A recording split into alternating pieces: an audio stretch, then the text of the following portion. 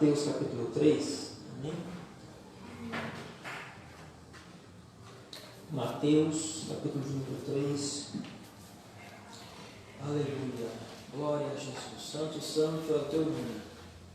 Evangelho qual escreveu o apóstolo Levi, capítulo de número 3, versículo 1 ao 3. Aleluia. Glória a Deus. Eu vou ler, os irmãos acompanham. Amém? Mateus capítulo 3, versículo 1 ao 3.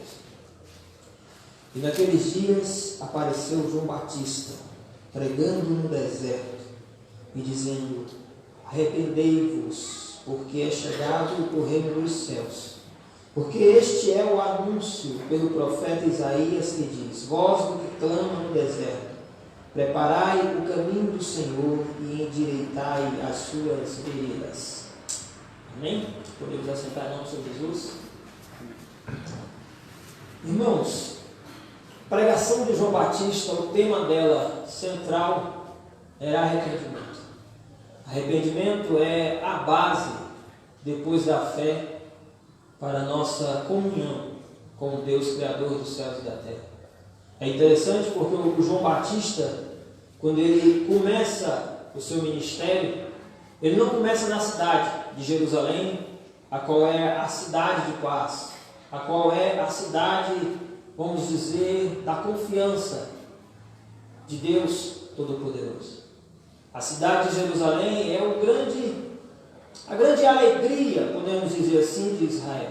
Foi uma cidade conquistada com muita luta, com muita batalha. Porém, quando ele começa o seu ministério, ele vai justamente para o deserto. Para ser mais preciso, ele vai justamente para a região aonde Israel entra na terra prometida. Se nós formos analisar o texto de Josué, capítulo de número 3, se não me falha a memória, a gente vai ver que Josué ele prepara o povo para que o povo venha passar o Jordão aos pés enxutos, para poder entrar na terra prometida. Justamente neste lugar, aonde o povo passou para entrar na terra prometida, é o mesmo lugar aonde o João Batista provavelmente foi pregar arrependimento. Mas por que ele vai justamente para essa região? É porque o João Batista tinha uma visão. E a visão de João Batista era que o povo estava, de certa forma, não andando como deveria andar. Por isso o Senhor diz que ele é a voz do que clama no deserto. É para que ele venha endireitar as veredas, a sua vida do povo. Então João Batista vai para o começo de todas as coisas. E aí, se tem uma coisa que nós temos que entender em nossas vidas, é que quando nós erramos ou nós falhamos, nós devemos recomeçar. Nós devemos iniciar de novo aonde a gente errou, onde a gente parou, ir lá e reconhecer o erro ou a falha que nós tivemos. É interessante porque, na maioria das vezes, uma coisa que nós não gostamos é de reconhecer as nossas falhas. É de reconhecer aquilo onde a gente errou, onde a gente falhou. Nós, como seres humanos, somos suscetíveis às falhas e aos erros. Um homem mais esperto, podemos dizer assim, que usava a sua mentalidade segundo, creio, a ciência cristã, foi Adão, que usava cerca de 100% do seu cérebro. Porém, ele caiu no mesmo erro que muitas das vezes nós caímos. Quando ele erra, no lugar de reconhecer o seu erro, não, ele aponta para Eva, aponta para a serpente, aponta para Deus, mas não consegue reconhecer que ele foi quem errou, da misericórdia e da graça de Deus. Por isso que o arrependimento ele é essencial nas nossas vidas. Ele foi a base para que nós viéssemos a aceitar a Jesus Cristo de Nazaré. Diante ao arrependimento, ao novo nascimento, a gente reconheceu que necessitávamos do nosso Deus Todo-Poderoso. E o arrependimento, ele começou a fazer parte da nossa vida, a partir daquele momento. E uma coisa que não pode faltar diante de toda essa caminhada, que nós temos que executar aqui sobre a face da terra, até Jesus voltar para buscar a sua igreja, é sempre estar se arrependendo. Sempre estar reconhecendo os seus erros. Sempre estar recomeçando aonde você erra, aonde você e eu falhamos. Devemos continuar nessa caminhada, continuar buscando ao Senhor. Nós, como seres humanos, apesar de aceitarmos a Jesus Cristo como Senhor e Salvador da nossa fé, nós temos uma natureza dentro de nós. E essa natureza, ela tenta de todas as formas sobressair sobre a natureza espiritual. E muitas das vezes, a gente acaba falhando, errando. Mas diante disso, nós devemos reconhecer a falha, o erro, e continuar perseverante nesta caminhada. O Senhor Deus Todo-Poderoso, Ele já conta, Ele já sabe que nós vamos falhar. Só que diante da sociedade a qual nós vivemos hoje, com o seu ego superaquecido, com o antropocentrismo, que é o homem no centro de todas as coisas, que o homem que não pode falhar, o homem é que sabe de tudo, o homem é que é o Todo-Poderoso, não querem admitir o erro. Mas a base da fé cristã está fundamentada no arrependimento. O arrependimento ele é tão forte, meus irmãos, que todos os evangelhos mencionam, ou pelo menos alguns deles começam, com a pregação de João Batista.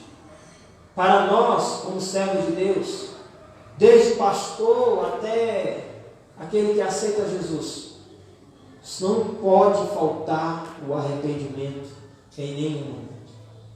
Esse arrependimento a qual tem na nossa vida cristã, ela não está só na base da fé aqui para conosco, mas esse arrependimento ele tem que entrar em todas as áreas. Na área da família tem que entrar o arrependimento. Na área do trabalho tem que entrar o arrependimento.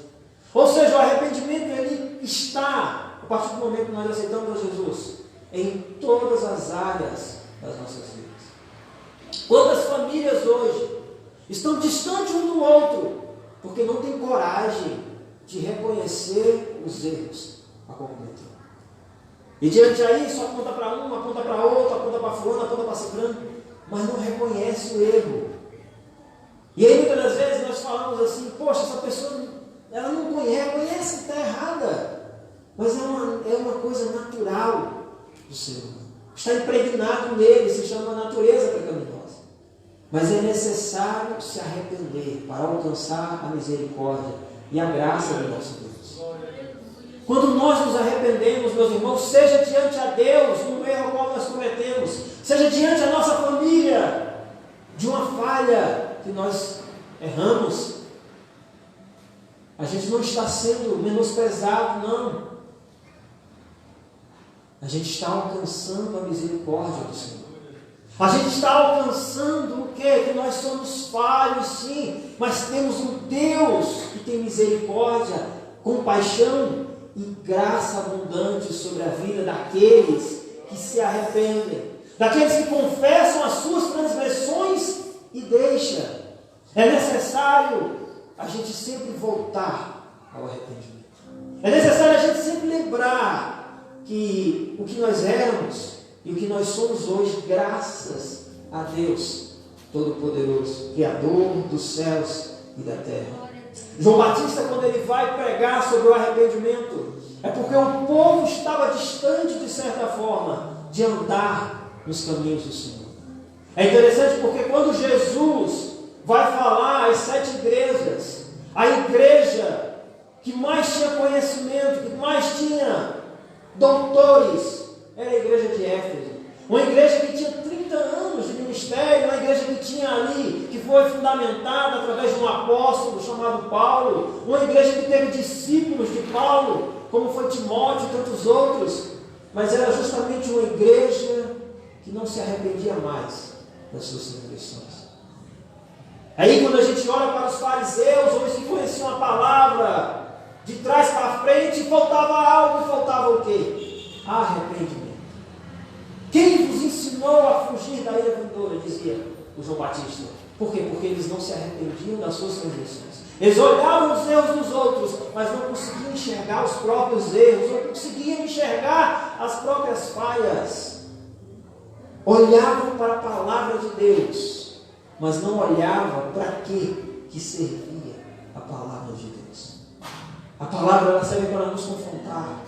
Ela serve para apontar aquilo a qual nós estamos falhando, onde nós estamos errando. É interessante, irmãos, porque nós temos 2 olhos.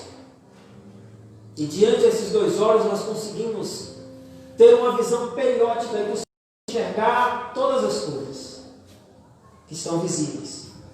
Mas nós não conseguimos com os nossos olhos olhar a nossa face. Você não consegue contemplar você 100%. A não ser que tenha um espelho para contemplar e você ver como está o seu rosto, como está verdadeiramente a sua aparência. nesse sentido, um espelho da alma, um espelho que olha e reflete aquilo que está dentro de cada um de nós, aquilo que o olho não consegue ver, aquilo que muitas das vezes aqueles que nos rodeiam não conseguem ver, é a palavra do Senhor Jesus. Porque a palavra, ela vai aonde ninguém pode ir. E aí, quando nós olhamos para a palavra com o Espírito Santo de Deus, a gente é confrontado com o nosso erro e com a nossa falha. O que o João Batista estava fazendo naquele deserto era demonstrando que o povo necessitava de arrependimento. O povo necessitava nascer de novo para poder conhecer a Jesus Cristo de Nazaré, que estava vindo para morrer pelos nossos pecados. A situação mudou. Jesus hoje ele não vem para morrer, ele vem para buscar a igreja do Senhor. Hoje, quem está para ouvir não é apenas o povo judeu, é todas as nações da terra que estão para ouvir a mensagem que necessita de arrependimento. A função do João Batista hoje é designada através da minha e da sua vida. E muitas das vezes, meus irmãos, a gente falha, a gente erra, porque somos seres humanos.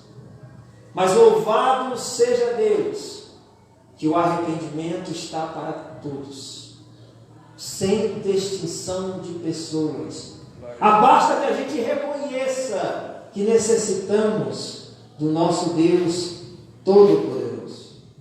Tiago 1:23 diz assim: porque se alguém é ouvinte da palavra e não cumpridor, é semelhante ao varão que contempla ao espelho o seu rosto natural. Ou seja, ele contempla a sua face, mas não vê o erro, não vê a falha, onde ele precisa melhorar. Os fariseus, eles tinham tanto conhecimento. E aí nós podemos usar nos nossos dias as pessoas que muitas das vezes buscam tanto conhecimento, na ciência, na história, em tantas as áreas, mas olham para a palavra e não enxerga a sua falha e o seu erro. É porque para olhar para a palavra e para enxergar o seu erro, tem que ser tocado pelo Espírito Santo de Deus. Só Ele convence do pecado, da justiça e do juízo. Se dependesse de nós, todos aqueles que nós pregássemos, todas as vezes que saíssemos para levar a mensagem, eles já teriam aceitado. Mas não depende de nós. Depende deles abrir o coração e deixar Jesus entrar, o Espírito Santo de Deus entrar. Depende do Espírito Santo de Deus de ir lá e tirar aquele coração endurecido e colocar um coração de carne, para que venha se arrepender e convencer do pecado, da justiça e do juízo.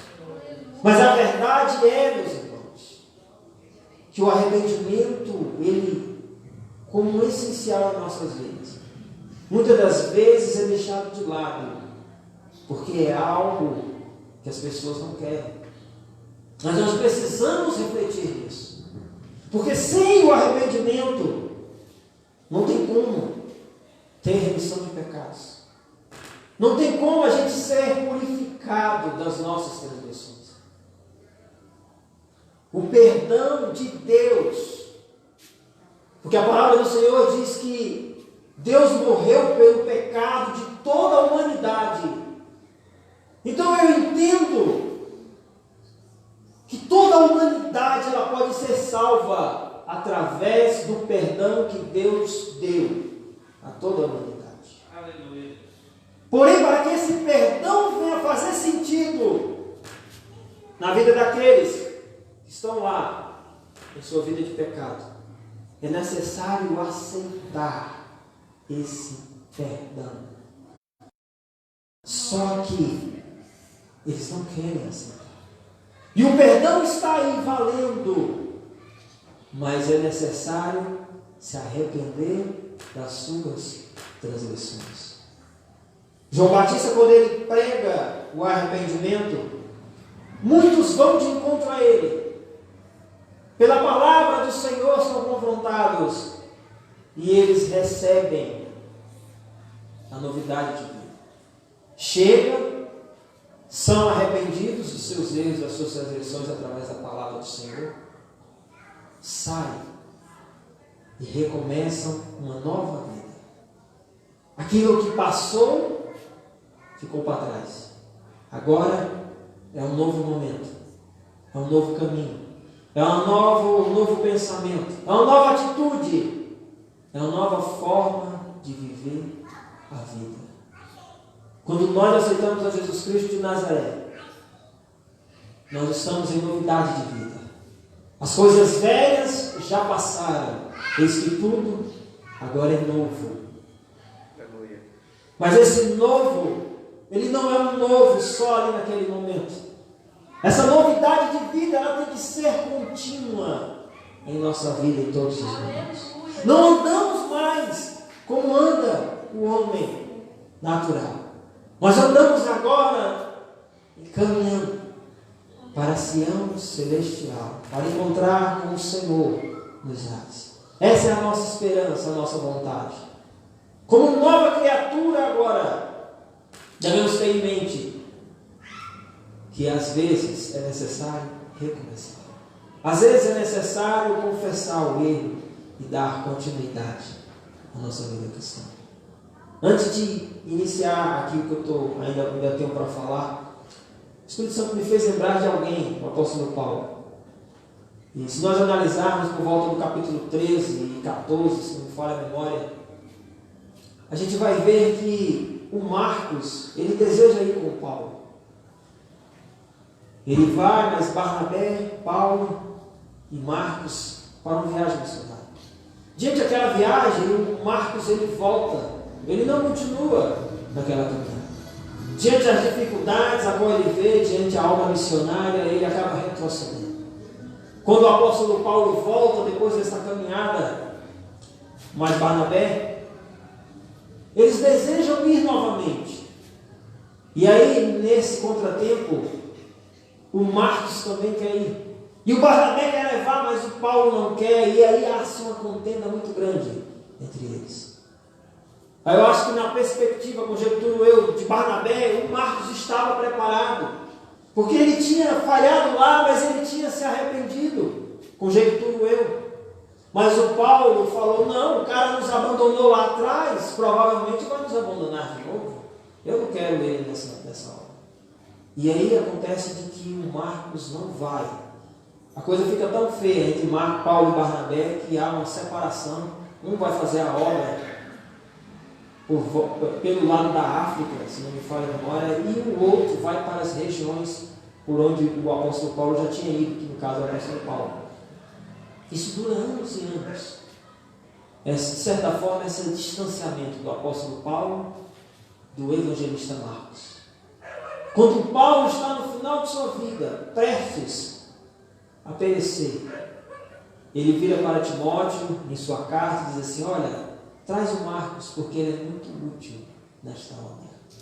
Você vê, um homem que cheio do Espírito Santo de Deus, um homem que conhecia a palavra do Senhor, mas no entanto falhou e errou.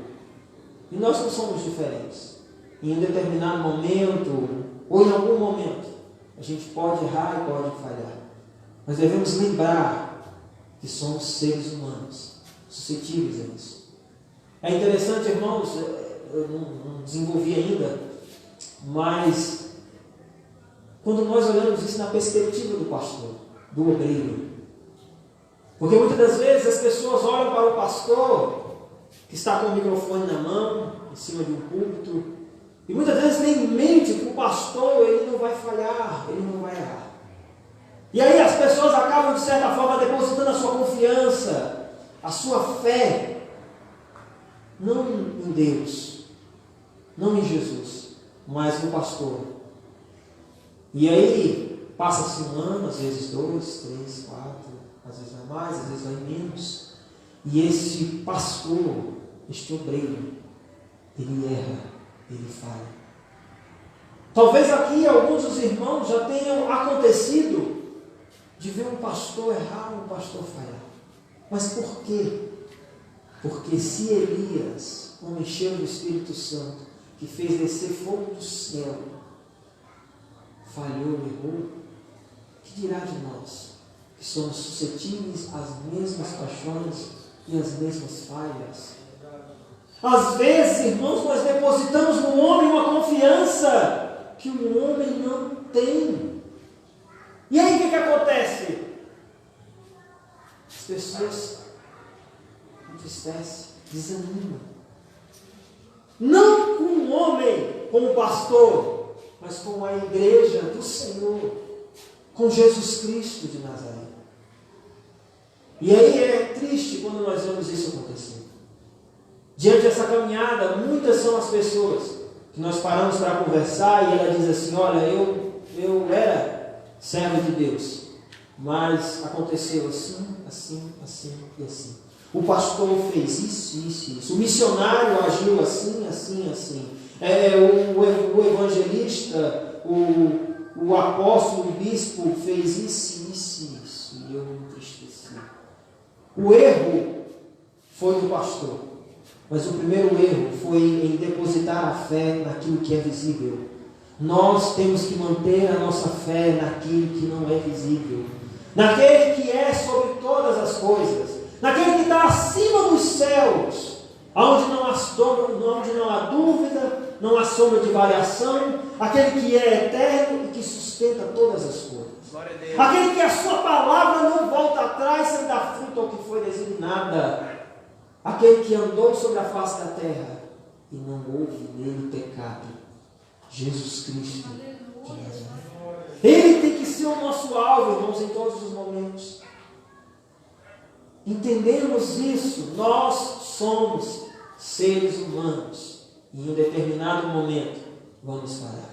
Mas vamos perseverar, caminhando firmes no Senhor Jesus. As pessoas às vezes confundem arrependimento com remorso. E nós precisamos entender isso aqui. Eu espero que o Espírito Santo de Deus nos capacite para que a gente possa explicar melhor o que significa o arrependimento e o que é o remorso. Muitas das vezes são parecidos, porque todos dois, de certa forma, começam com um sentimento.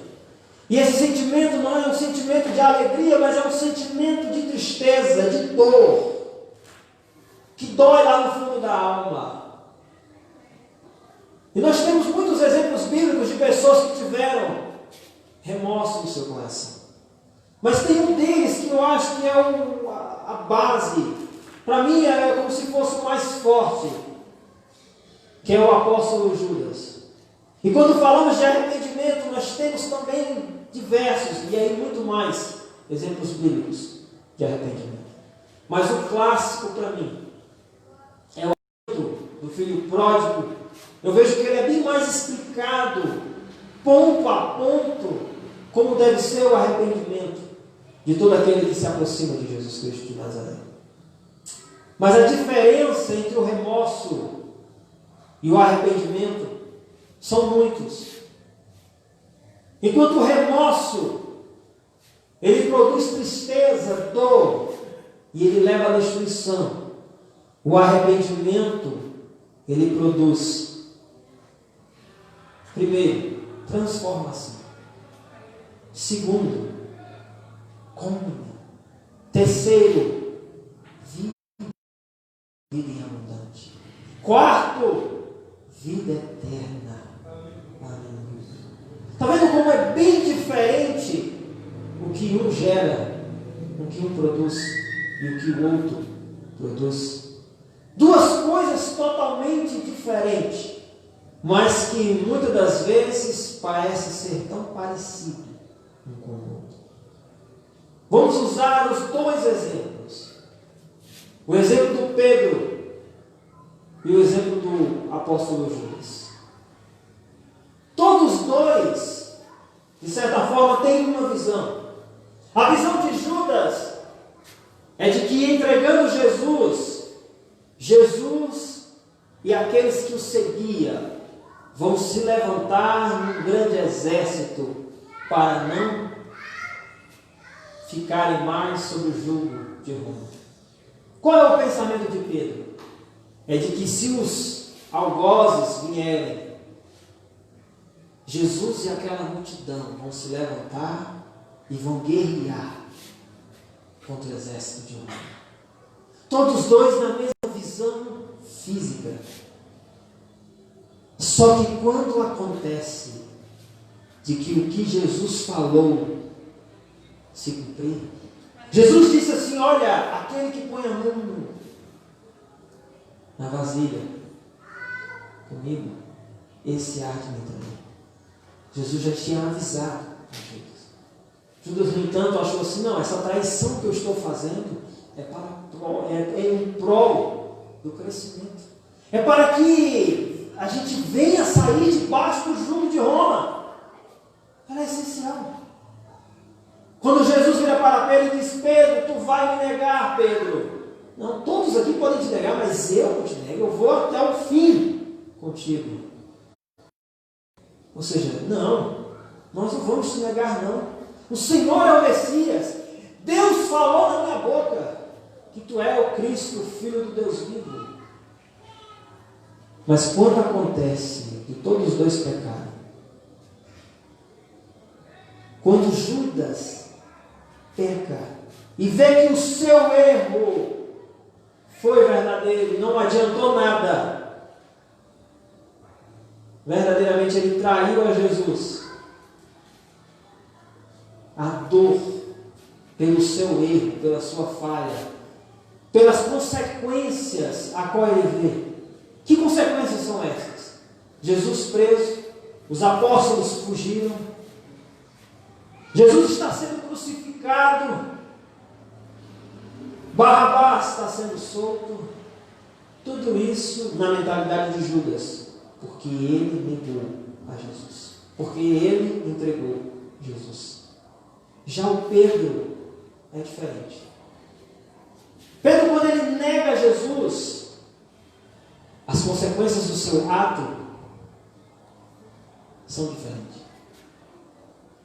Quando ele nega Jesus, olha para ele. Quando o Judas peca, erra, o remorso, a tristeza, a angústia toma conta do seu ser. Quando Pedro falha, ele chora amargamente, não pelas consequências dos seus atos, mas porque olhou para Jesus e viu que Jesus estava ali, naquela situação. Ele viu que Jesus estava ali, sofrendo, padecendo, sem ter culpa de nada, e ele negando a Jesus Cristo de Nazaré. A primeira diferença que nós podemos ver entre o remorso e o arrependimento é que o remorso que a pessoa tem não é pelo erro que ela cometeu, mas é pelas consequências dos atos a qual o erro que ela tem traz. Nessa perspectiva, o remorso, ele não é pela falha, mas é pelo aquilo que essa falha vai trazer. É pela reputação que às vezes é sofrida a situação. A tristeza de Judas não foi porque ele foi lá e negou a Jesus, mas foi porque daquele momento em diante todos os apóstolos o viam como um traíra. É porque daquele momento em diante, na mentalidade dele, tudo aquilo que estava acontecendo com Jesus era porque ele tinha ido lá e negado ao Senhor. No pensamento de Judas, não estava preocupado com o erro que ele cometeu, mas estava preocupado com as consequências que aquilo ia afetar. Estava preocupado com o que as pessoas pensariam. Não é diferente nos nossos dias. As pessoas muitas das vezes, elas erram. E na mentalidade dela, elas não estão preocupadas com o erro que ela cometeu, mas ela está preocupada com as consequências desse ato. Muitos são aqueles que diante do adultério, ele não está preocupado com o erro que ele fez. Ele está preocupado com as consequências do seu ato. Meu Deus, se a minha mulher descobrir, eu capaz de eu perder a vida. Se descobrirem que eu estou pegando dinheiro da empresa, eu estou enrolado. Ou seja, o remorso dele, a preocupação dele não é pelo erro, mas é pelas consequências que isso pode trazer. Cuidado para não confundir remorso com arrependimento. Eu não posso pecar porque senão eu perco o céu. Não. Você não pode pecar porque Deus te escolheu e você é filho de Deus. Cuidado. As pessoas no seu remorso, elas se entristecem, elas choram. Elas reconhecem, elas pedem perdão. Mas quando passa as consequências, porque passa, as consequências passam. Aí a pessoa está lá, cometendo as mesmas falhas, os mesmos erros. Por quê? Porque o erro para ela não é o problema. O problema para ela é as consequências dos seus atos. O crente, ele é diferente. Ele não pode ter remorso, ele tem que ter arrependimento. E o arrependimento, o que é do grego metanoia? Mudança de direção, mudança de comportamento. A chateação, a raiva, podemos colocar assim dessa forma, de Pedro, não é pelas consequências dos atos, não é porque os discípulos vão olhar para ele e dizer assim, você negou a Jesus. Não. É porque o próprio Deus, Criador dos céus e da terra, que bradou e disse assim, esta noite, antes que o galo cante, tu me negarás, falou e estava olhando profundamente para ele. O que tem que pesar quando nós erramos e quando nós falhamos, não é as consequências, mas é quem se entristeceu com o nosso erro, com a nossa falha. Diante a isso, irmãos, é interessante demais. Porque quantos erros, muitas das vezes, as pessoas cometem e fica sendo só entre ela, no pensamento, no entendimento dele, só entre ela e ela. Mas na verdade está entre ela e o Deus, Criador dos céus e da terra. E a palavra do Senhor diz assim, não há nada oculto que ao seu tempo não venha a ser revelado. A pessoa às vezes esconde de pai, esconde de mãe, esconde do marido, esconde da esposa, esconde do pastor, esconde do líder de departamento, esconde de todo mundo, menos daquele que vê, que contempla, daquele que, como diz o Salmo 139, aquele que sonda e nos conhece profundamente, dele ninguém esconde.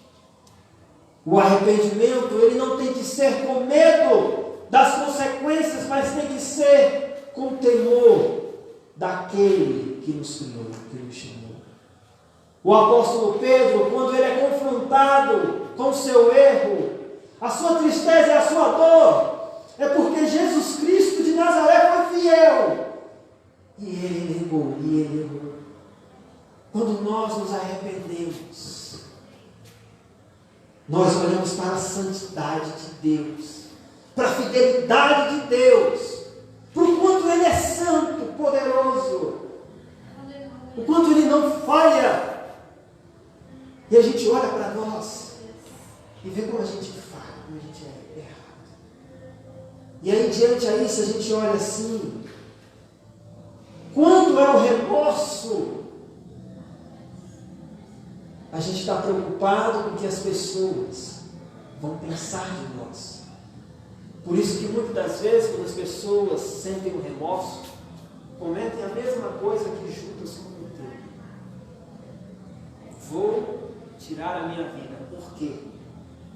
Porque eu não quero viver nessa sociedade que vai me acusar. Eu não quero viver sendo da maneira para que essas pessoas não venham apontar o dedo. Quantas pessoas estão por aí hoje, tirando a sua vida, com remorso por causa de algo que está cometendo e não tem coragem de falar? Porque estão preocupadas com os seres humanos. Porque o Deus Criador já sabe. E Ele quer que a pessoa venha não ter remorso, mas venha se arrepender daquilo que está. Quantas pessoas por causa do homossexualismo? Quantas pessoas por causa do endividamento? Quantas pessoas por causa de uma vida de adultério? Quantas pessoas por causa disso, por causa daquilo? Porque hoje não são mais vistas, estão por aí tirando a sua vida. O arrependimento, ele não faz você ter raiva da sua vida. O arrependimento faz você ter raiva daquilo que você fez, mas faz você olhar para quem Deus é. E quem é Deus? 100% misericórdia. Deus é amor.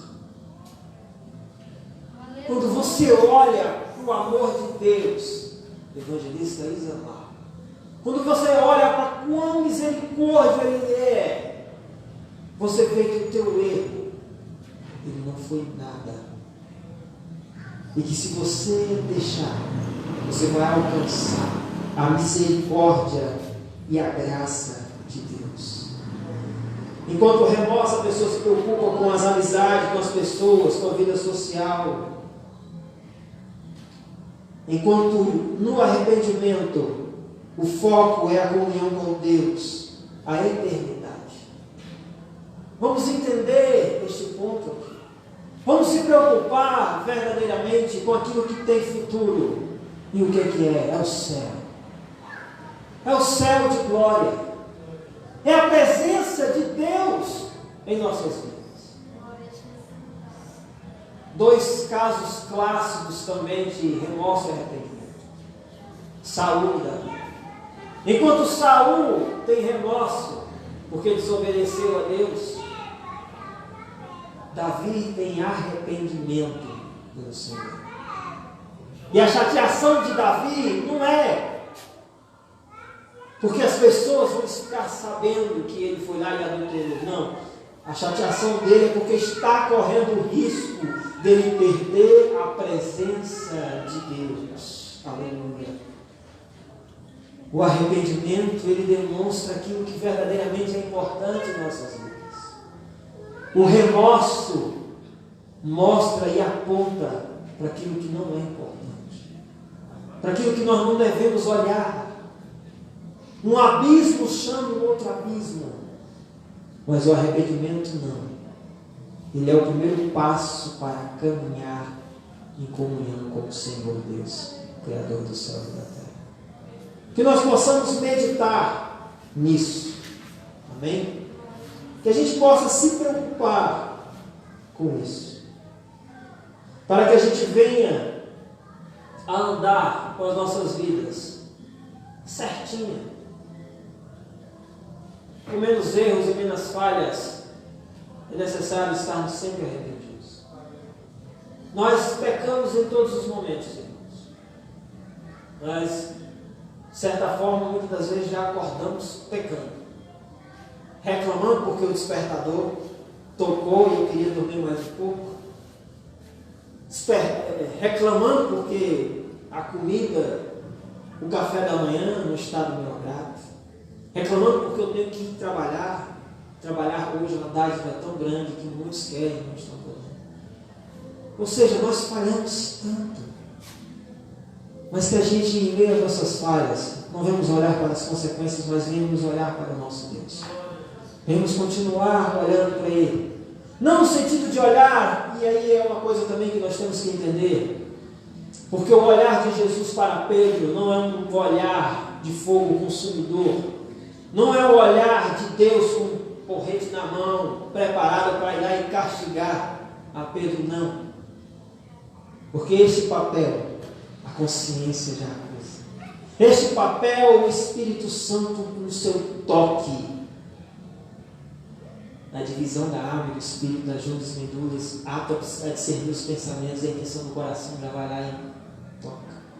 Ele já faz isso profundamente. Não, o olhar de Jesus para Pedro é um olhar de misericórdia. É um olhar de quem está aguardando e esperando ele reconhecer o erro e retornar. O pai do filho pródigo, aguardando seu filho retornar.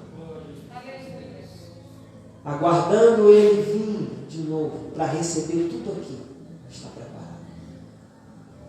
Escolhe de pé em nome de Jesus. Amém? Que a gente possa refletir nisso. Arrependimento, ou melhor dizendo, recomeçar. É entender que perdemos a batalha, mas continuamos na guerra e só vamos parar quando a vitória chegar. Recomeçar é pôr uma chance, é dar uma chance a si próprio de continuar no projeto de Deus. Amém? Que a gente venha refletir nisso. Arrepender, irmãos, não é fácil não, é difícil, mas é essencial para que a gente cresça e amadureça em nossas vidas. Amém? Que Deus abençoe poderosamente os irmãos. Os irmãos têm alguma pergunta? Não? Então que Deus abençoe em nome de Jesus. Sexta-feira temos o culto da vitória. Sábado, a grande Santa Ceia do Senhor. Amém? Contamos com a presença dos irmãos.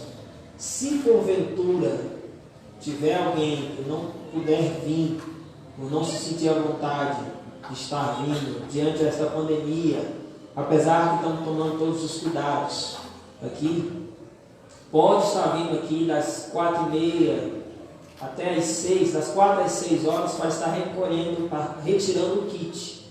Amém? Para estar levando para casa e na hora da ceia estar ceando juntamente com os irmãos que estarão aqui no templo. Porém, se os irmãos quiserem vir, a gente vai estar tomando todos os cuidados direitinho. Domingo pela manhã, culto matutino, vamos dizer assim, né? Domingo à tarde, evangelismo, a partir das 15 horas, e domingo à noite, o culto de varões. Amém? Peço a todos os varões, não só a todos os varões, mas que todos os irmãos venham, amém? Tanto para o culto da manhã, como para o culto da noite, para o culto de sexta-feira e para o culto da Santa Ceia. Amém? Deus abençoe a todos. Irmãos, só reforçando, amém? Amanhã teremos uma reunião com toda a mocidade. Tanto os que fazem parte do conjunto, eu peço que venham, como também os que não fazem parte do conjunto. Venham para a reunião amanhã. Amém? Peço aos pais, amém, que reforcem isso aos vossos filhos. Amém? Peçam para que venham para essa reunião da mocidade. A reunião começa às 7h30. Amém? Peço que todos venham, em nome de Jesus. Amém? Deus abençoe a todos. Oremos ao Senhor. Maravilhoso eterno Deus, Pai, no nome santo de Jesus. Te agradecemos, meu Deus, pela Tua palavra, Senhor, a qual foi ministrada e falou aos nossos corações. Deus, no nome santo de Jesus, nos ajuda, Pai, a estarmos, meu Deus, com o coração quebrantado e contrido diante ao Teu altar. Não fazendo, meu Deus querido e amado, conforme o desejo da nossa carne, mas sim conforme o desejo do Espírito Santo, ó Deus. Confessando as nossas transgressões, os nossos erros, e alcançando de Ti, ó Pai, a misericórdia e a benevolência do Senhor. Deus, no nome santo de Jesus, nos ajuda, ó Pai, a entender que necessitamos, ó Pai, a cada dia de Ti, ó Pai, e que diante das nossas falhas e dos nossos erros, é necessário voltar, meu Pai, confessar, deixar e continuar nesta caminhada, ó Deus querido e santo. Pai, no nome santo de Jesus, abençoa o Teu povo que aqui esteve, os Teus filhos, ó Pai, que acompanharam a ministração da Tua palavra através, meu Deus, das redes sociais. Que o Senhor venha abençoar e falar com cada um deles. Que o Senhor venha, meu Deus, levar os Teus filhos que aqui estão em segurança, debaixo da Tua mão poderosa e guiados pelo Teu Santo Espírito. Dai a eles, meu Deus amado, uma noite de bênção e de vitórias. Que o Senhor Deus Todo-Poderoso Vem agir, ó Pai, no meio da família, no meio dos jovens, no meio de todos os departamentos, de todos os teus filhos, ó Deus, sobre a face da terra.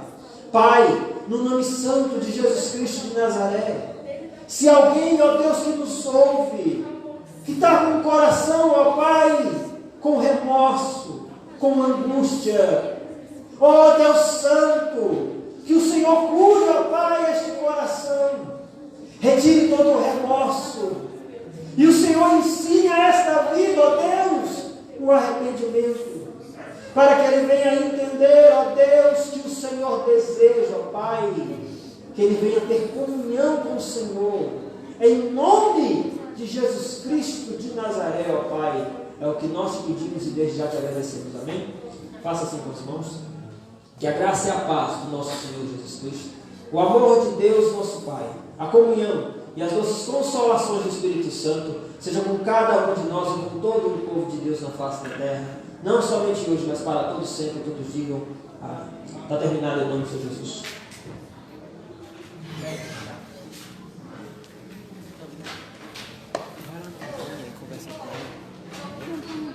Aquela ali.